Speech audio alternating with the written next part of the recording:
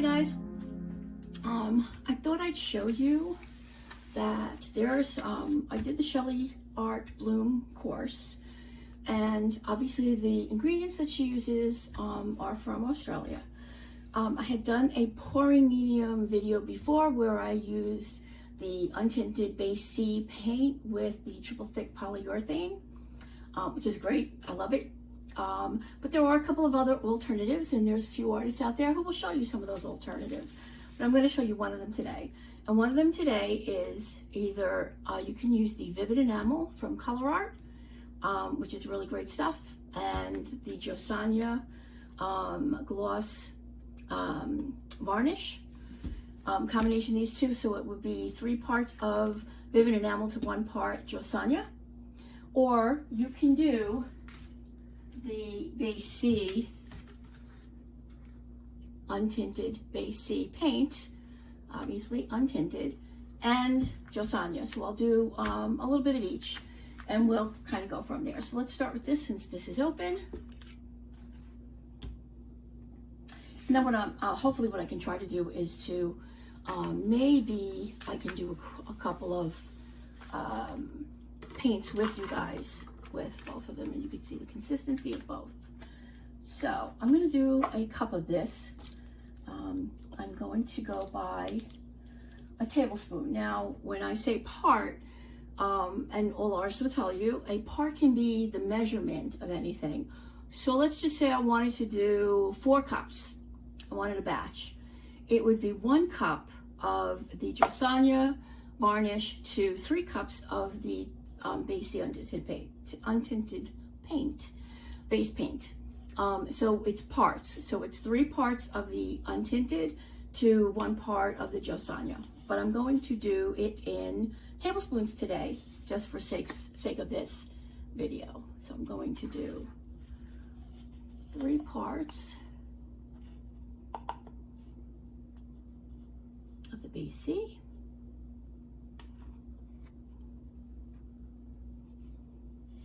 Doesn't have to be exact. Really, it's close enough.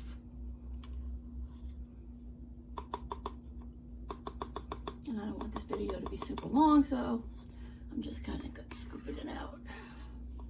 All right, so that's 3 parts of the base C.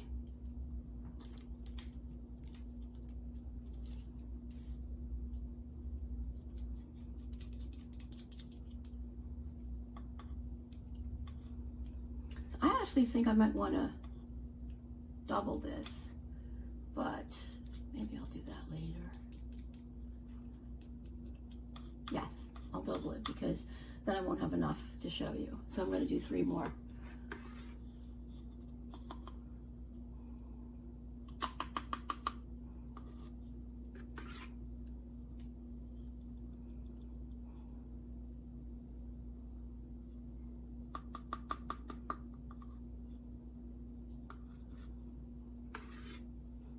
So this is 6 altogether.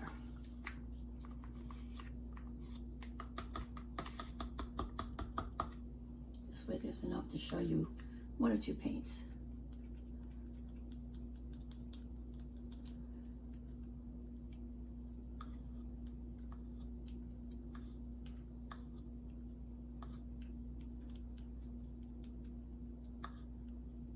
Obviously, one of the things that takes the longest is scooping that stuff out.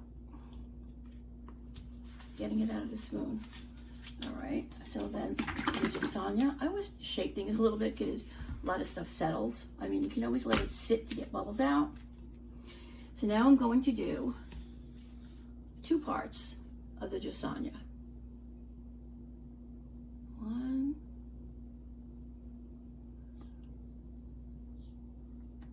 2.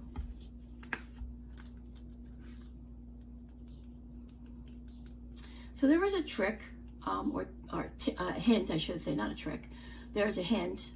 If you have paint, like some paint is just very thin, and you have paint that's very thin, you can use the golden, I think it's a golden gel. I have to get the exact name. Hopefully I could put it into the thing for you, to the description box. But you can use a little bit of that, which will thicken up the paint that you have.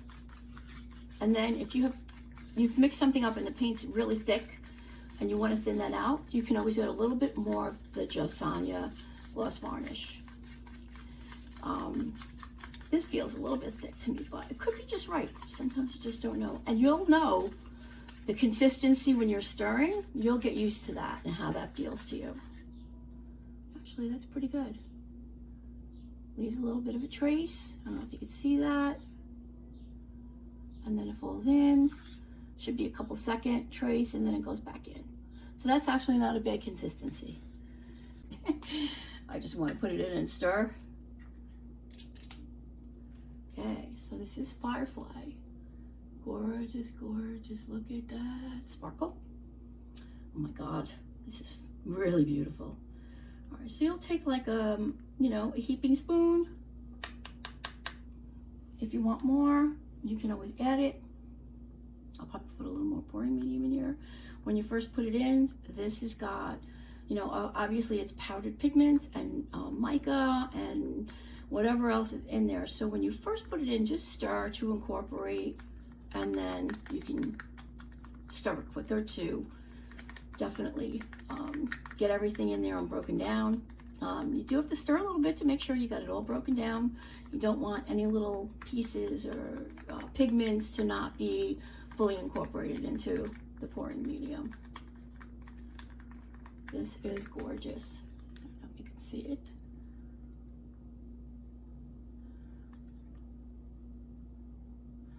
So this is actually a little thicker than I like.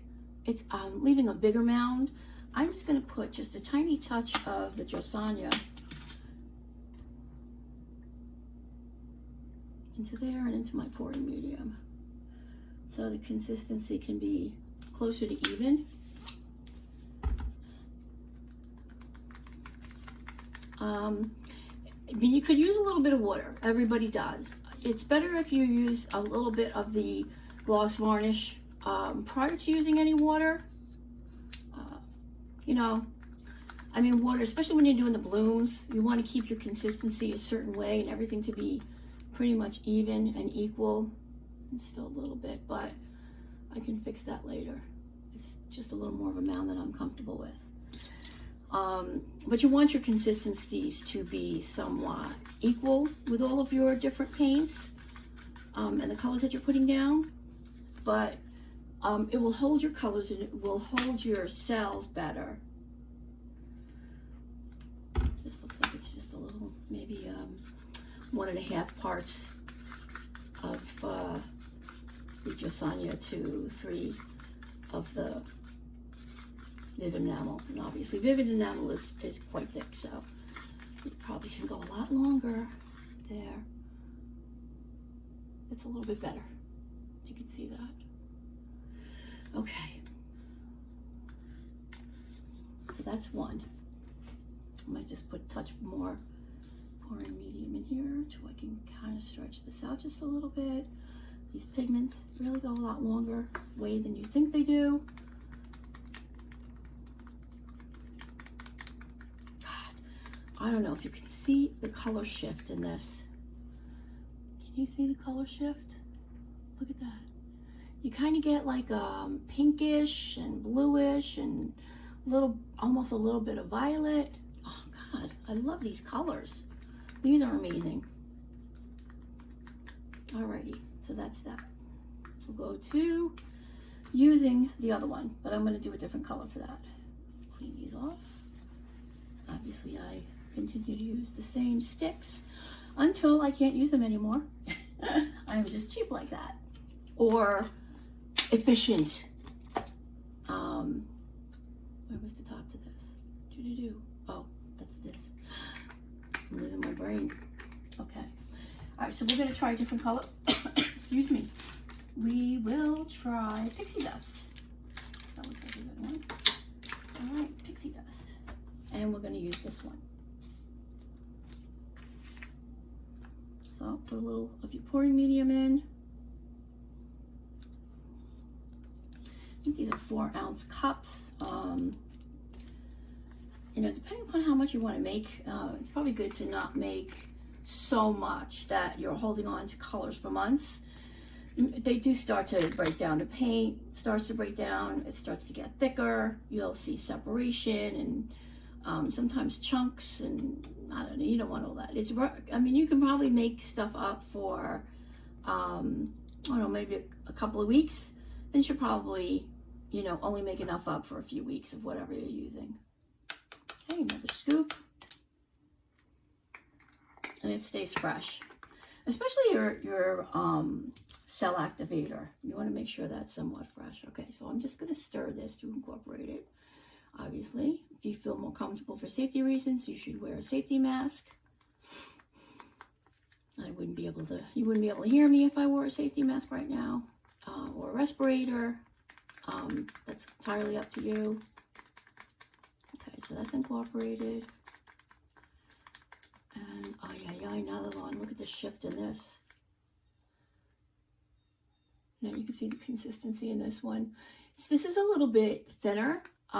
It leaves a slight trace. This is kind of more what I like. Everybody's got different consistency, but if you can see the color shift in that and the different colors, it's just gorgeous. All right, so those loaded. I think I might have one here I can show you. It's a consistency test. It's in the middle of my junk. This thing is really great. I'm not going to do that now with you, but go to Tammy Anderson's site and she'll show you how to use this. I'll just do one sample, and I'll actually take the two primary elements. Let's see how that looks. So basically how this works, let me get this out of here because I'll knock it over. I'm done with that. How it works is that you take the same amount of each color, and you can do it with all the colors that you have, and you can put them on your little chart. Make sure this is fairly clean here. Get rid of that. I want to turn it around so I could show you. Get rid of these and get rid of that. And get rid of my pouring mediums so they're not in your face. There we go. All right.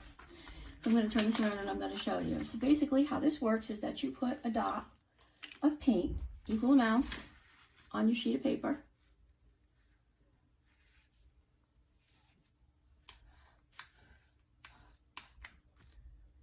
And then you're going to lift and see. Now I can already feel that this one is a lot thinner than that one.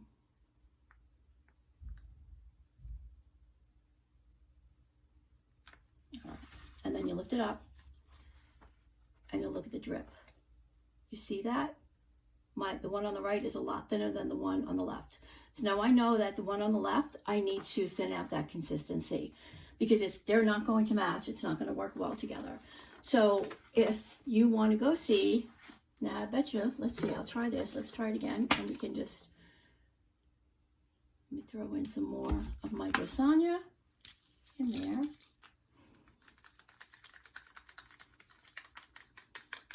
It still feels a little bit thick. A little more. Wow, I can't believe how much this is taking from the Vivid Enamel. I might have to adjust that recipe because I think that it may be equal parts of each. This or two of the Jo Sonja versus the one of the Jo Sonja. So then it would be 3 parts of the Vivid Enamel and 2 parts of the Jo Sonja, because the one part just doesn't do it. Even just a tiny touch more. And that would probably equal the 2 parts that I was looking for.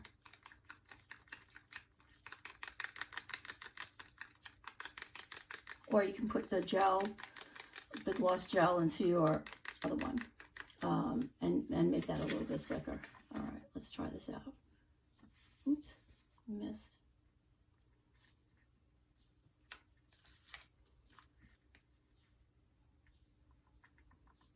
Okay, so that's about even. Let's see how that goes. A little bit better. You can see that even though the one on the right is just a little bit faster, they're close enough. it's not like the one on the right was really bad, because that lighter color barely ran. So there you go. It's your little test. And this is about it. And I'll do some more, and we'll do painting with this, and I'll put the video on and we'll take a look at it. Thanks. Hope this helped you.